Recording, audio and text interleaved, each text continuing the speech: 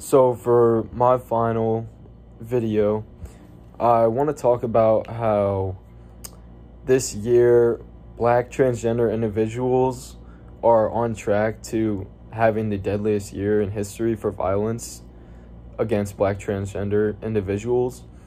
And at least 16 people have been killed in hate incidents as of this April.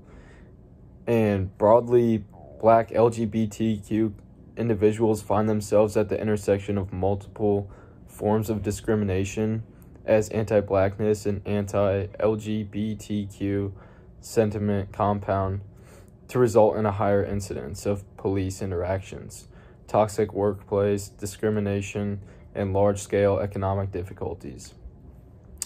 And I just want to say,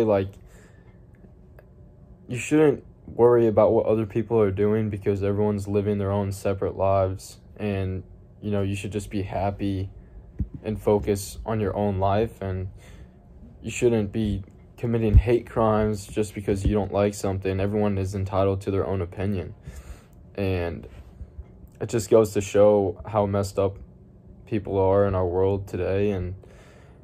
And the worst thing about it is that the media will make it even worse and discriminate and out against LGBT community, and it's really not okay to do. And I just want to state that a recent analysis of data from a 2020 Center for American Progress survey shows that 33% of Black LGBTQ individuals reported experiencing discrimination in the last year, and that this has had a significant impact on their lives and everyday experiences. Black LGBTQ individuals regularly alter their behavior to avoid potential harmful experiences, and nearly 1 in 3 report avoiding public spaces such as stores or restaurants to avoid experiencing discrimination. And that, to me, is just messed up. You shouldn't have to feel that way at all. And 2 in 5 have moved away from family to prevent discrimination experiences, which is very messed up. Your own family won't even accept you for who you are, and that's what family's about. Family is about loving each other for who you are.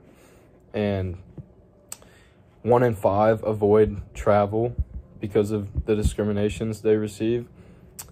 And they are also more likely than their white counterparts to experience discrimination within LGBTQ spaces. This column outlines areas with the most evident disparities between Black and white survey respondents. And I also want to touch up on the police interactions. Black people have always faced systematic and pervasive discrimination at the hands of police. And due to racial profiling, Black individuals are pulled over for traffic stops at significantly higher rates than white individuals, a phenomenon known as driving while Black. They are also disproportionately targeted by stop and frisk polices and over-policed in predominantly Black neighborhoods. Soberly, Black men are roughly 2.5 times as likely as their white counterparts to be killed by police. Meanwhile, LGBTQ individuals, particularly transgender individuals, are more likely to be targeted by police for stops and arrests than non-LGBTQ individuals, and are overrepresented in prison populations as a result.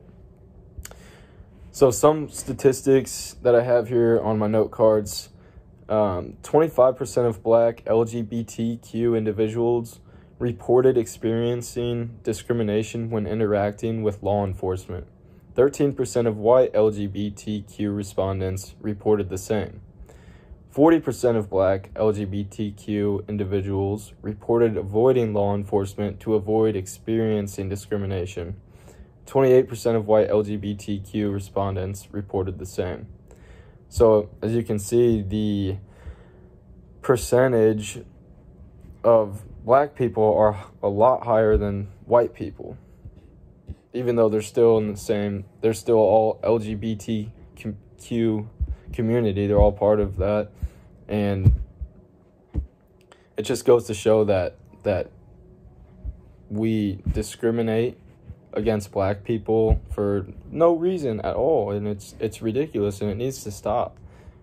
And also in a workplace too, like it has to be so hard to like go into work and just constantly be getting discriminated by your coworkers.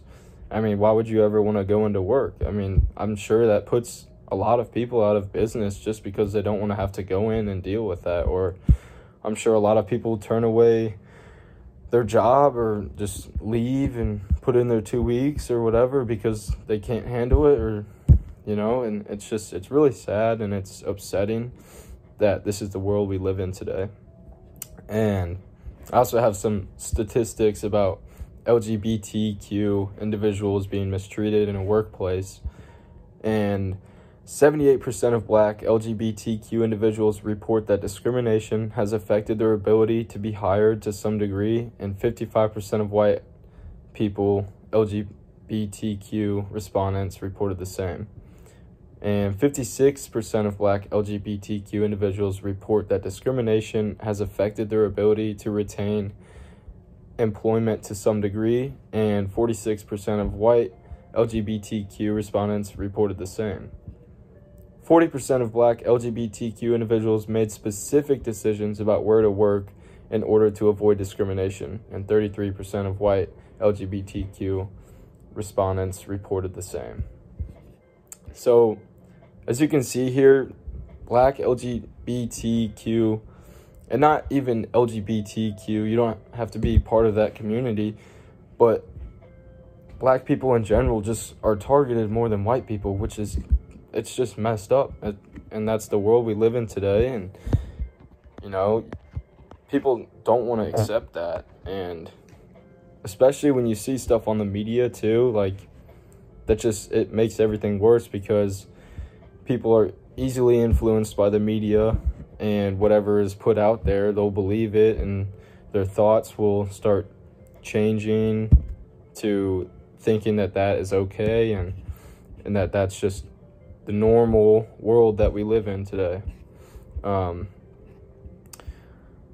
yeah, I wanted to talk about just how black LGBTQ individuals are mistreated, and it just needs to stop. I really hope it does, you know, within the next couple years. I don't think it could just go away like that, but I know that with more recognition and I think more good media, I think we can stop this together, and we can all come together as one.